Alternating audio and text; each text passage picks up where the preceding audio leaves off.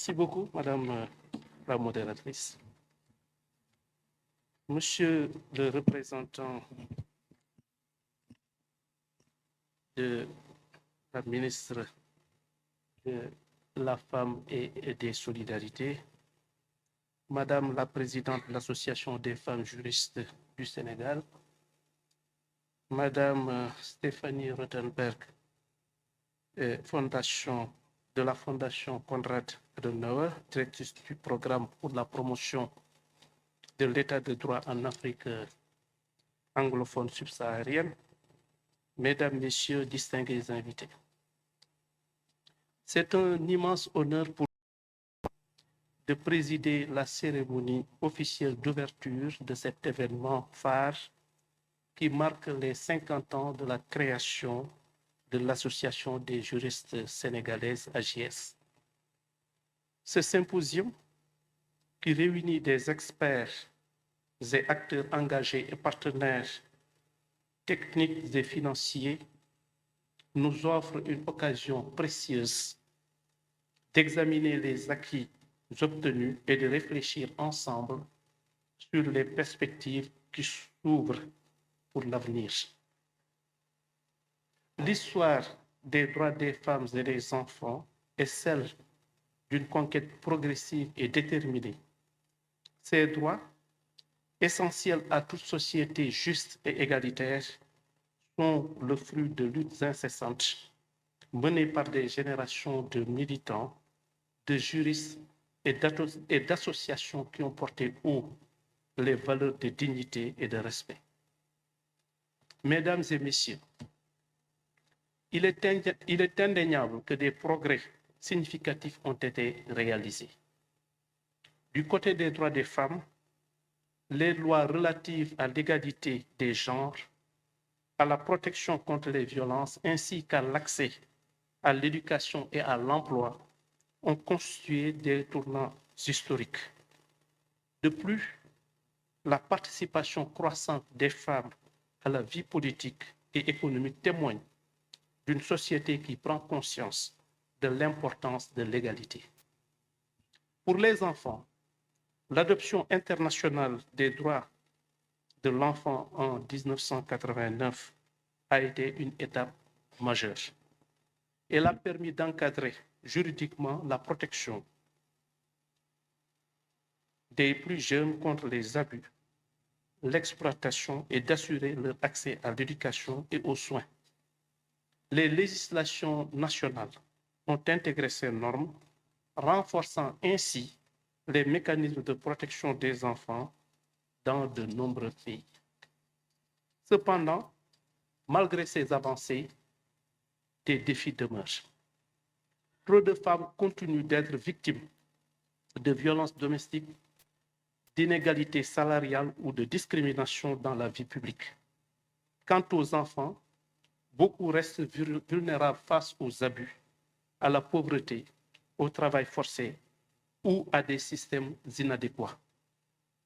L'environnement et la sécurité, ces deux problématiques, bien que distinctes, sont étroitement liées dans leur impact sur les plus vulnérables de nos sociétés.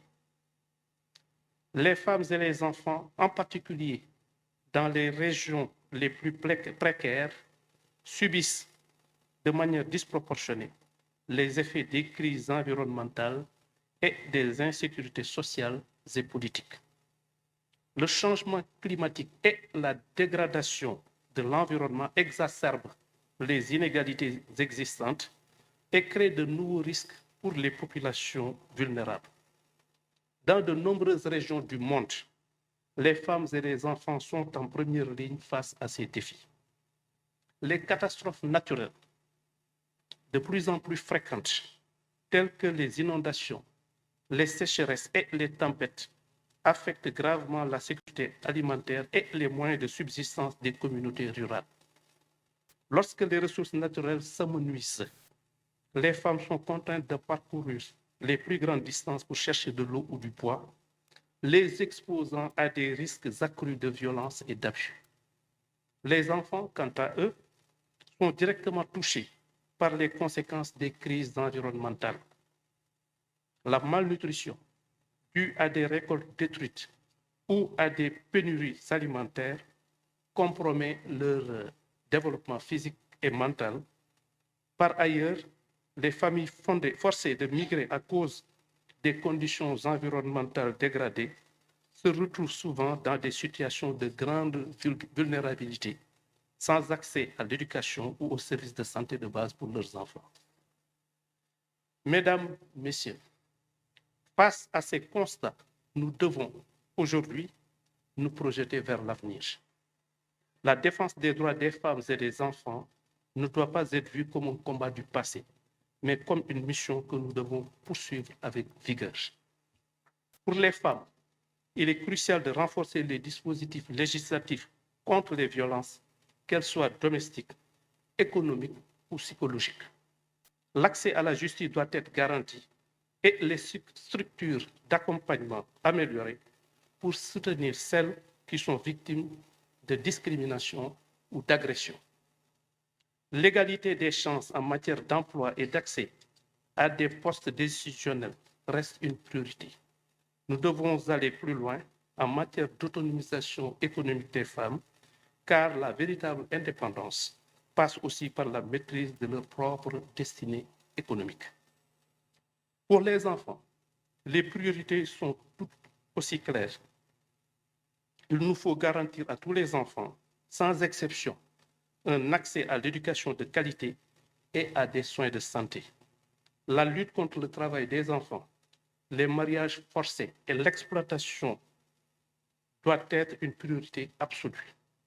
Nous devons aussi nous pencher sur l'évolution de la société numérique qui présente de nouveaux défis, notamment en matière de protection des enfants contre des dangers en ligne. En tant que ministre de la Justice, je tiens à souligner le rôle crucial que joue notre système judiciaire dans la concrétisation de ces droits. Nous devons continuer à renforcer les mécanismes judiciaires et à former les professionnels de la justice aux réalités spécifiques des femmes et des enfants pour que ces derniers trouvent toujours dans la justice un refuge sûr et impartial. Les progrès dans les droits des femmes et des enfants reposent sur un engagement collectif, un travail en réseau entre gouvernements, organisations internationales, sociétés civiles et citoyens. Mesdames et messieurs, en conclusion, je souhaite rappeler que les acquis en matière de droits des femmes et des enfants sont le reflet d'une société en constante évolution, mais ces droits ne sont jamais définitivement acquis. Nous devons rester vigilants et persévérants, mais non seulement pour préserver les progrès réalisés, mais aussi pour continuer à repousser les frontières de l'injustice. Les femmes et les enfants doivent être au cœur des solutions que nous développons pour lutter contre les crises environnementales et sécuritaires. Ensemble, en travaillant pour la protection de leurs droits, nous pouvons construire un monde où chacun, indépendamment de son genre ou de son âge, pourra vivre en sécurité, dans la dignité et avec des perspectives d'avenir. Je vous remercie.